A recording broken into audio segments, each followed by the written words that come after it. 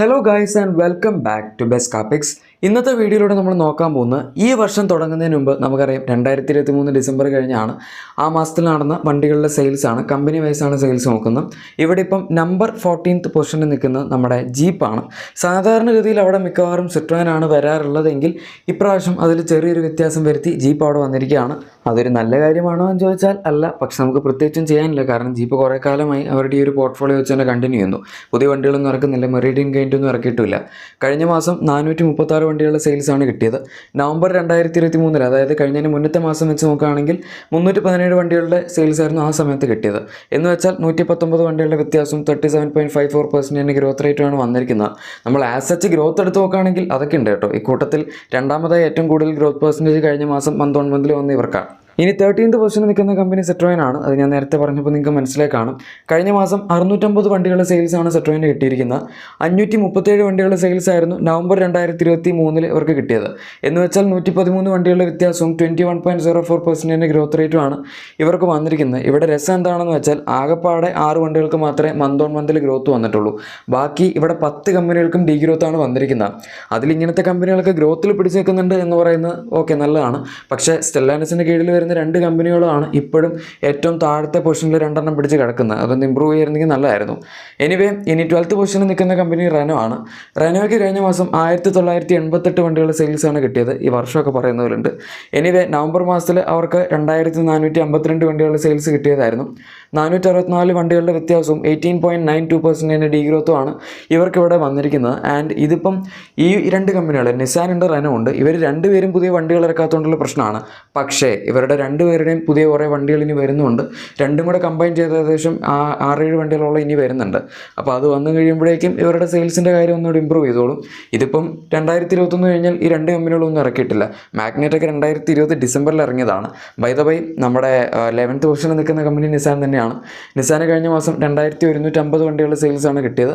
നവംബറിൽ 2454 വണ്ടികളുടെ സെയിൽസും ആയിരുന്നു കിട്ടിയത്. 304 വണ്ടികളുടെ വ്യത്യാസവും 12.39% ഡി ഗ്രോത്ത് റേറ്റുമാണ് ഇവർക്ക് ഇവിടെ വന്നിരിക്കുന്നത്. എഗെയിൻ റെനോയുടെ കേസിൽ പറഞ്ഞ അതേ സംഭവം തന്നെയാണ് ഇവിടെ പറയാനുള്ളത്.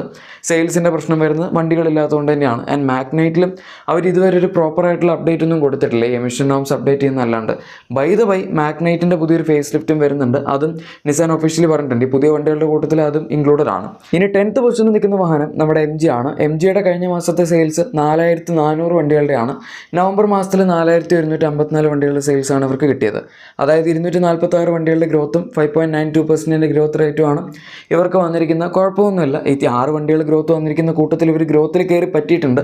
മാത്രമല്ല 4000 മുകളിലൊക്കെ സെയിൽസ് വരിക എന്ന് പറഞ്ഞാൽ അതൊരു രീതിയിലും നമുക്ക് മോശമായിട്ട് പറയേണ്ട കാര്യമൊന്നുമില്ല. നല്ല രീതിയിൽ തന്നെ ഇവർക്ക് സെയിൽസ് കിട്ടുന്നുണ്ട് എന്ന് പറയും. പ്രത്യേകിച്ച് നമ്മൾ ഇവരുടെ കോമ്പറ്റീഷനൊക്കെ വെച്ച് നോക്കുകയാണെങ്കിൽ ഇവർ പണ്ട് വളരെ മോശമായിരുന്നു, 2000 താഴേക്കായിരുന്നു കിടന്നത്. പക്ഷേ ഇപ്പോൾ പിന്നെ പിടിച്ച് കയറി 4000 അടുത്തേക്കൊക്കെ എത്താൻ പറ്റിയിട്ടുണ്ടെങ്കിൽ നല്ല കാര്യം തന്നെയാണ്. ഇനി അടുത്തതായി 9th പൊസിഷനിൽ നിൽക്കുന്ന കമ്പനി സ്കോഡയാണ്. സ്കോഡയ്ക്ക് കഴിഞ്ഞ മാസം 4670 വണ്ടികളുടെ സെയിൽസ് കിട്ടി. ഒന്നും പറയാനില്ല, കിടിലൻ സെയിൽസ് ആണ്. അതിനു മുമ്പ് നവംബർ മാസത്തിൽ 3783 വണ്ടികളുടെ സെയിൽസേ കിട്ടിയിട്ടുണ്ടായിരുന്നുള്ളൂ.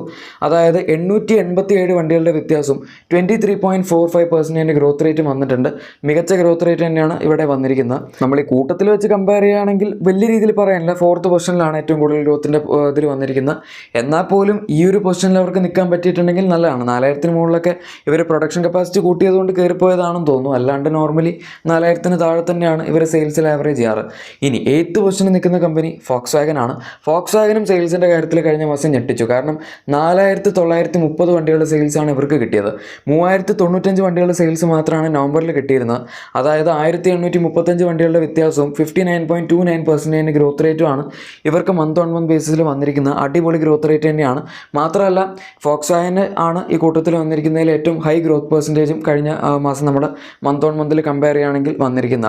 ഇവർ ഇയർ എൻഡിൽ നന്നായിട്ട് പ്രൊഡക്ഷൻ കൂട്ടിയിട്ടുണ്ട്. എന്താ സംഭവം എന്നറിയില്ല. സാധാരണ കമ്പനികളൊക്കെ ഇയർ എൻഡിൽ പ്രൊഡക്ഷൻ കുറയ്ക്കുകയാണ് ചെയ്യുന്നത്. അതിൻ്റേതായിട്ടുള്ള ചില വ്യത്യാസങ്ങളൊക്കെ മുകളിലേക്ക് വരുമ്പോൾ നിങ്ങൾക്ക് കാണാൻ പറ്റും കേട്ടോ. എനിവേ, ഇനി 7th പൊസിഷനിൽ നിൽക്കുന്ന കമ്പനി ഹോണ്ടയാണ്. ഹോണ്ടയ്ക്ക് കഴിഞ്ഞ മാസം 7902 വണ്ടികളുടെ സെയിൽസാണ് കിട്ടിയത്. നവംബറിൽ 8730 വണ്ടികളുടെ സെയിൽസും കിട്ടിയതായിരുന്നു. എന്ന് വെച്ചാൽ വെച്ചാൽ 828 വണ്ടികളുടെ വ്യത്യാസവും 9.48% ഡീഗ്രോത്ത് റേറ്റുമാണ് ഇവർക്കവിടെ വന്നിരിക്കുന്നത്. ഞാൻ പറഞ്ഞല്ലോ മിക്ക കമ്പനികളും ഇനിയിപ്പോൾ മുകളിലേക്കുള്ളതൊക്കെ ഡീഗ്രോത്തിൽ തന്നെയാണ് കിടക്കുന്നത്. കാരണം ഇവർ പ്രൊഡക്ഷൻ കൂട്ടുന്നതനുസരിച്ച്, അതായത് വണ്ടികൾ ഒരുപാട് ബൾക്കിൽ കെട്ടിക്കിടക്കാണ്ടിരിക്കാൻ വേണ്ടി ഇയർ എൻഡ് ആകുമ്പോഴേക്കും മിക്കവാറും കമ്പനികളൊക്കെ അവരുടെ പ്രൊഡക്ഷൻ കുറയ്ക്കാറുണ്ട്. അതാണ് നമുക്ക് ഇവിടെ ഇനി കാണാൻ പറ്റുന്നത് മുകളിലേക്ക് പോയി കഴിഞ്ഞാൽ. ഹോണ്ടയുടെ കേസിൽ അത് തന്നെയാണ് സംഭവിച്ചിരിക്കുന്നത്. എലവേറ്റർ ഇറക്കിയപ്പോൾ പോലെ അവർ സെയിൽസിൻ്റെ കാര്യത്തിൽ അത്യാവശ്യം ഒന്ന് മുകളിലേക്ക് പിടിച്ച് വന്നായിരുന്നു. അടുത്ത വർഷം വീണ്ടും പിടിച്ച് കയറുമെന്ന് വിചാരിക്കാം.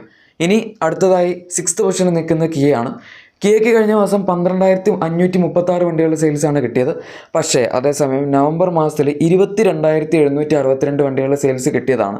ഏറ്റവും കൂടുതൽ പ്രൊഡക്ഷൻ്റെ കാര്യത്തിൽ ബാധിച്ചിരിക്കുന്ന ഇവരെയാണ്.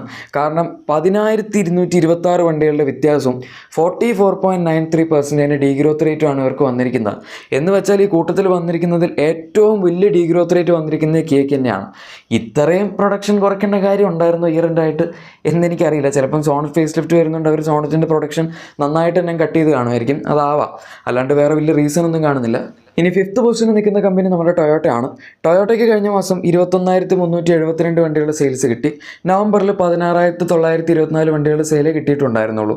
അതായത് 4,448 വണ്ടികളുടെ ഗ്രോത്തും 26.28% ഗ്രോത്ത് പെർസെൻറ്റേജുമാണ് ഇവർക്ക് വന്നിരിക്കുന്നത്. ടൊയോട്ട കമ്പാരിറ്റീവ്ലി സെയിൽസ് കൂട്ടിയിട്ടുണ്ട്. അതും എഗെയിൻ ഒരു ഇയർ എൻഡിൽ നമുക്ക് കാണാൻ പറ്റുന്നതിൽ കുറച്ച് വ്യത്യസ്തമായിട്ടുള്ള ഒരു കാഴ്ചയാണ്. എന്നാലും കുഴപ്പമില്ല, ഇവർക്ക് പിന്നെ വണ്ടികളുടെ ക്ഷാമമൊന്നുമില്ല.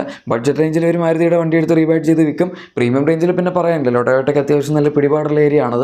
ഫോർച്യൂണറൊക്കെ 10-25 ലക്ഷം രൂപയ്ക്ക് വിറ്റാലും ആൾക്കാർ ഇപ്പോഴും ഇഷ്ടം പോലെ വാങ്ങുന്നുണ്ട്. ഇനി അടുത്തതായി 4th പൊസിഷനിൽ നിൽക്കുന്ന കമ്പനി നമ്മുടെ മഹീന്ദ്രയാണ്. മഹീന്ദ്രയ്ക്ക് കഴിഞ്ഞ മാസം 35,171 വണ്ടികളുടെ സെയിൽസാണ് കിട്ടിയത്. പക്ഷേ നവംബർ മാസത്തിൽ 39,981 വണ്ടികളുടെ സെയിൽസ് ആയിരുന്നു വന്നത്. അതായത് 4,810 വണ്ടികളുടെ വ്യത്യാസവും 12.03% ഡീഗ്രോത്ത് റേറ്റുമാണ് ഇവർക്ക് ഇവിടെ വന്നിരിക്കുന്നത്. കുഴപ്പമൊന്നുമില്ല, അത്യാവശ്യം കുഴപ്പമില്ലാത്ത ഡീസൻ്റ് ആയിട്ടുള്ള സെയിൽസ് ഹോൾഡ് ചെയ്യുന്നുണ്ട്. പക്ഷേ പണ്ടത്തെ ഇവരുടെ സെയിൽസ് വെച്ച് കമ്പയർ ചെയ്യുമ്പോൾ 40,000-അടുത്തൊക്കെ നിന്നതാണ് എന്ന് നമ്മൾ നോക്കുന്ന സമയത്ത് ഇവരുടെ സെയിൽസ് കഴിഞ്ഞ മാസം കുറച്ച് കുറവാണ് എന്ന് പറയേണ്ടി വരും. പക്ഷേ എനിക്ക് ഉറപ്പാണ് 2024 മഹീന്ദ്ര പ്രൊഡക്ഷൻ കപ്പാസിറ്റി കൂട്ടും. കാരണം അത്രത്തോളം വണ്ടികളുടെ ഡിമാൻഡ് ഇവർക്ക് വരുന്നുണ്ട്. അതുകൊണ്ട് പ്രൊഡക്ഷൻ കപ്പാസിറ്റി കൂട്ടേണ്ടി പറ്റില്ല. ഇനി 3rd പൊസിഷനിൽ നിൽക്കുന്ന കമ്പനി ഹ്യുണ്ടായി ആണ്. ഇവിടെ ഒരു വ്യത്യാസം ചിലപ്പോൾ നിങ്ങൾക്ക് നോട്ട് ചെയ്യാൻ പറ്റിയിട്ടുണ്ടാവും. സാധാരണഗതിയിലൊക്കെ 3rd പൊസിഷനിൽ ടാറ്റയാണ് ഉണ്ടാവാറുള്ളത്. ഇപ്രാവശ്യം പക്ഷേ 3rd ഹ്യുണ്ടായി ആണ്. കഴിഞ്ഞ മാസം 42,750 വണ്ടികളുടെ സെയിൽസാണ് ഹ്യുണ്ടായിക്ക് കിട്ടിയത്. അതേസമയം നവംബർ മാസത്തിൽ 49,451 വണ്ടികളുടെ സെയിൽസും കിട്ടിയതായിരുന്നു. 6,701 വണ്ടികളുടെ നഷ്ടവും 13.55% ഡീഗ്രോത്ത് റേറ്റും ഹ്യുണ്ടായിക്ക് കഴിഞ്ഞ മാസം വന്നിട്ടുണ്ട് മന്ത് ഓൺ മന്തിൽ.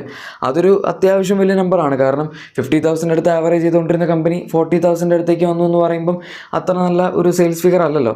എന്നാലും കുഴപ്പമൊന്നുമില്ല. ഇവരുടെയും കേസ് അതുപോലെ തന്നെ മഹീന്ദ്രയിൽ ഇതിൽ പറഞ്ഞ പോലെ തന്നെ അടുത്ത വർഷം തീർച്ചയായും സെയിൽസ് നന്നായിട്ട് തന്നെ കൂടും. 3rd ഹ്യുണ്ടായി എന്ന് പറയുമ്പം 2nd ടാറ്റ ആയിരിക്കും എന്നുള്ളത് നമുക്ക് ഊഹിക്കാവുന്നേ ഉള്ളൂ. ടാറ്റയ്ക്ക് കഴിഞ്ഞ മാസം 43,471 വണ്ടികളുടെ സെയിൽസാണ് കിട്ടിയത്. കാര്യം പറഞ്ഞു വരുമ്പം ഇവർക്കും ഡീഗ്രോത്ത് തന്നെയാണ്. കാരണം നവംബറിൽ 46,070 വണ്ടികളുടെ സെയിൽസ് ഇവർക്ക് കിട്ടിയതാണ്. 2,599 വണ്ടികളുടെ വ്യത്യാസവും 5.64% ഡീഗ്രോത്ത് റേറ്റും ഉണ്ട്. എന്നാൽ പോലും ഈ ഡീഗ്രോത്ത് വന്നിട്ടും ഹ്യുണ്ടായിയുടെ സെയിൽസ് ടാറ്റയേക്കാൾ കുറച്ചും കൂടെ താഴെ പോയി. ഭയങ്കരമായിട്ട് താഴെ പോയിട്ടില്ല, ആകെപ്പാടെ 10-600 വണ്ടികളുടെ വ്യത്യാസമുള്ളൂ.